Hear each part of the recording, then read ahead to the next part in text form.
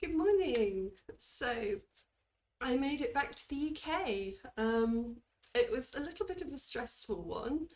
I made a mistake with my ticket. So before, Rwanda used to fly directly from Kigali to Heathrow.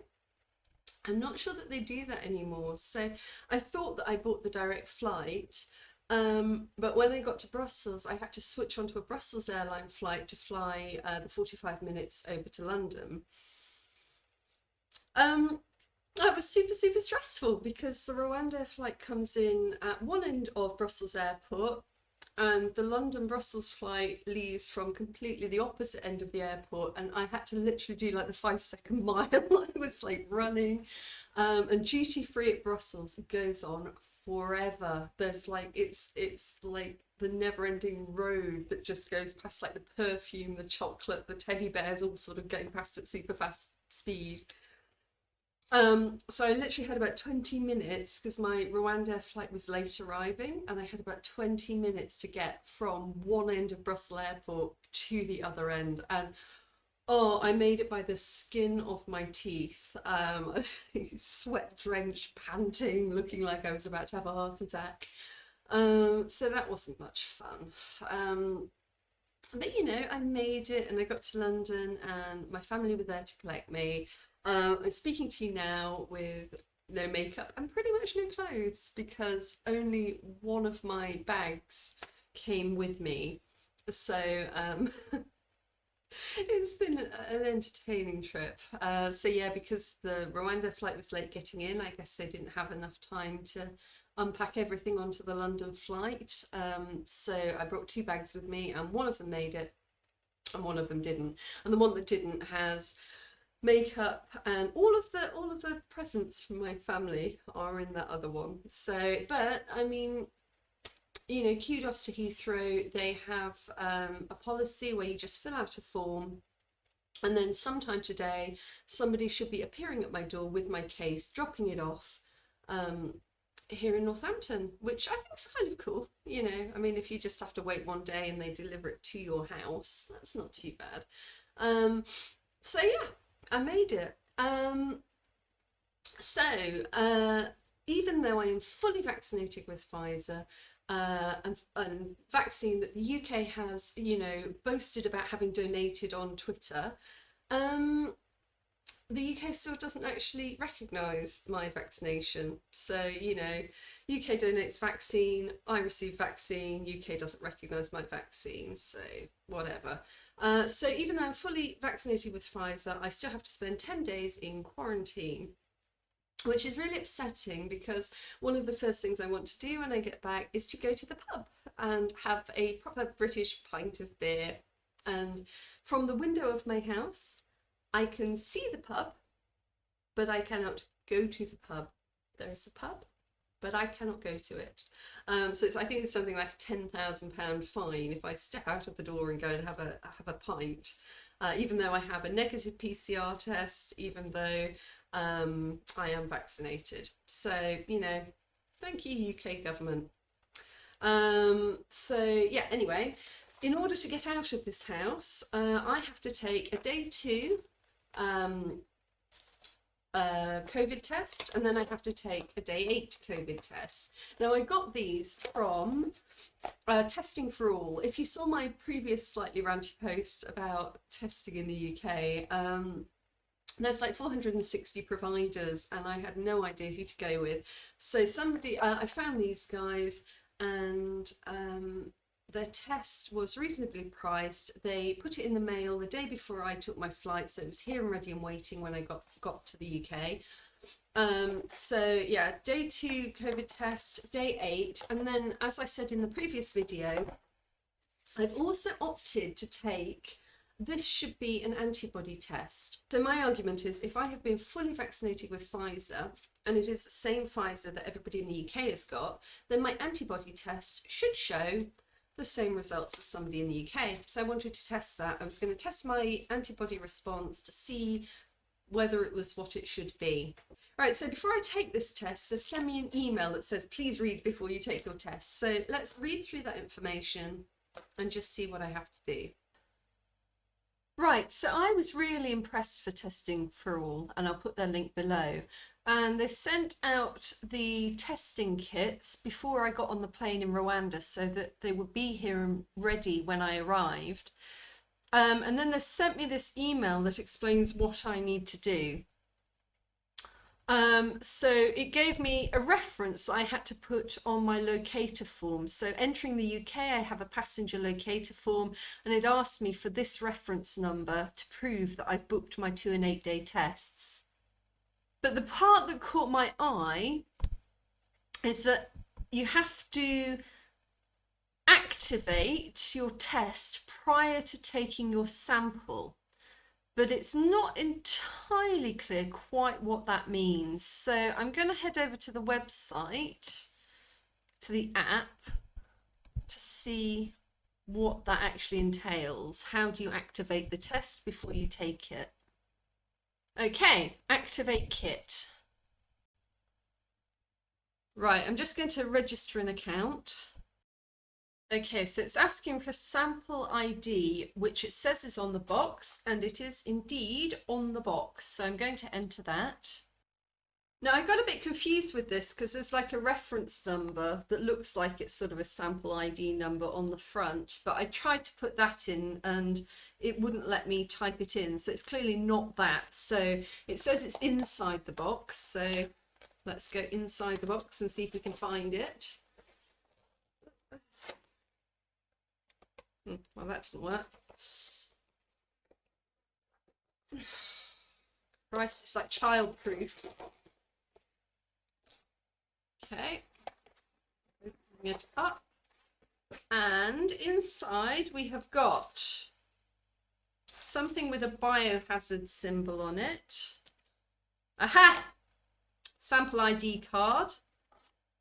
A tube of liquid of some sort. A swab, mouth swab, and an instruction booklet, complete with pictures, which is good because, you know, if it's not written in crayon, I probably won't be able to follow it. Let's give this a go. Right, I'm going to pop back and put in my sample ID to activate it. All right, so it's gone through a whole load of information. It asked me all about where I came from, my flight number, my passport number. So I've gone through all of that. All right, let's see what the instructions require. Right, so I have activated the sample. Now I need to gently blow my nose and cough into a tissue to get rid of bogies, basically. They don't want any bogies on the sample. All right, I will spare you having to watch me do this. So I'm going to blow my nose and cough into a tissue, and then it says I need to wash my hands with warm water and soap and dry them on a clean towel. So I'll go and do that. And then we'll get started. Okay, I'm not really liking these instructions very much.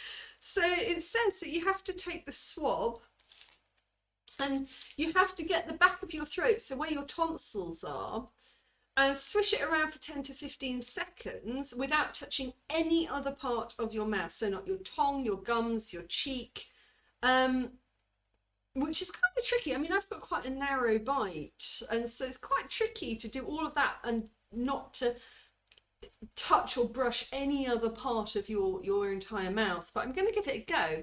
That I'm okay with. But then it says you have to take the same swab that's been in your mouth and you have to put that up your nose and swish it around for 10 to 15 seconds in your nose. And there's only one cotton end to this. So basically it's telling you to take mouth saliva and put it up your nose. I don't want to do this. That sounds absolutely revolting. And then you can put it in the little jar of liquid, I think, and send off the sample. Oh my God, that sounds horrific. Because like when I did this in Kigali, before I got on the plane, the PCR, they did the mouth swab, but they didn't then put it up my nose. using the same swab, put the end of the swab gently into your nostrils after it's just been in your mouth. I don't like the sound of that at all, but I'm going to do it. I'm not going to film this. I was going to film the process, but I think this is too horrible and there's just too much likelihood that I will get distracted by the camera and accidentally end up brushing my teeth with it. So let me go and make sure that I do this properly.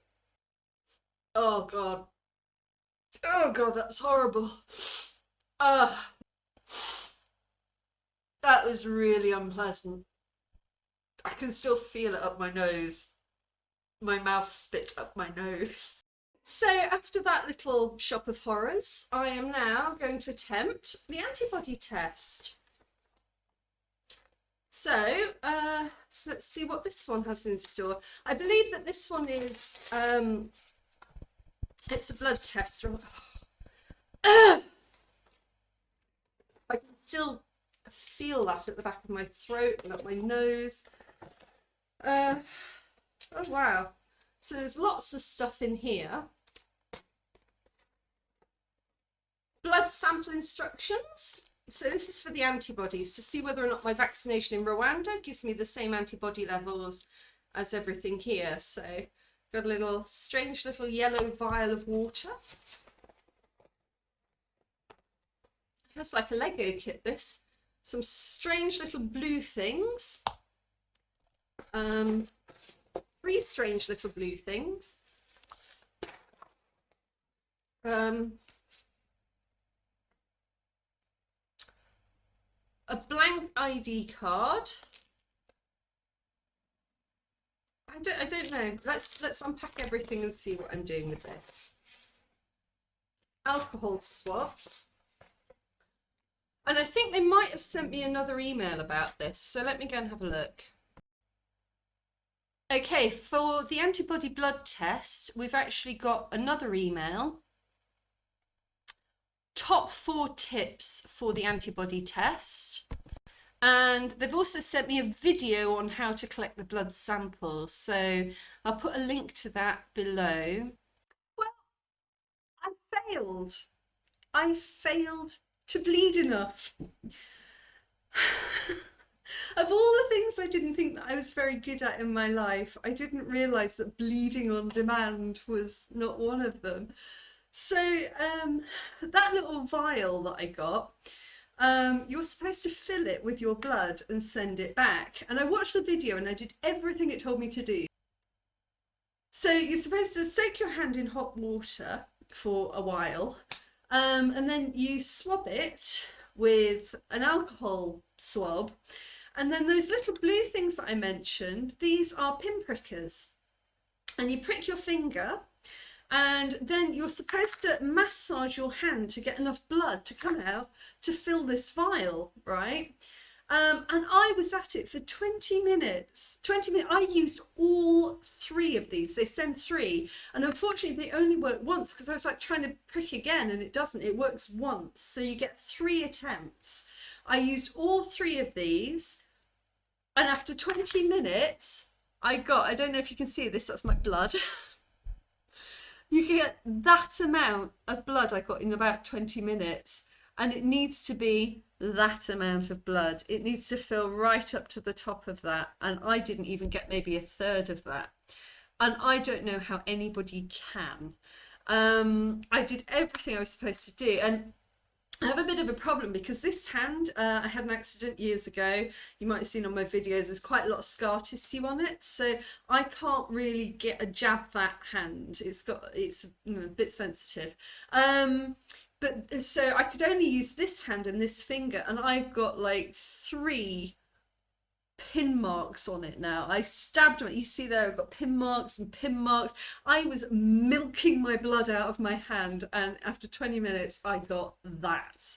I am a pathetic bleeder. I don't know what to say. I don't know what to do. So anyway, I called them up, and the guy at the phone, he was really, really sweet.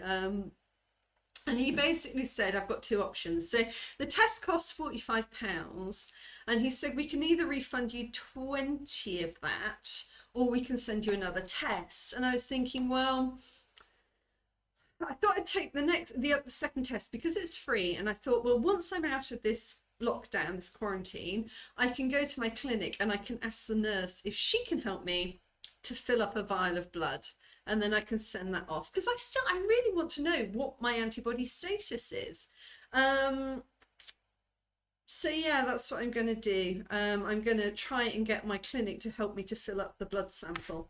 And if not, well, that was a bit of a waste of £45, really. If I'd known that's how you do it, I don't think I would have, because I mean, I watched the video and literally this woman, she's just massaging and trying to squeeze the blood out of herself. And it was like I missed the vial on one attempt. There was like blood on the floor. It was sort of like slasher movie, something very vampiric about it. It was not fun and my hand hurts. So I don't know. I'd love to hear your experience of this because I mean, I can't be the only one. I mean, there must be people all over the UK who are trying to squeeze blood out of their fingers at the moment and not getting anywhere. So let me know if you had any greater success with it or not. Um, yeah, so that was a bit of a failure. But anyway, I've got my first day test and that's gone into the post, and do it again in 8 days. No, 6 days. All right, so yeah.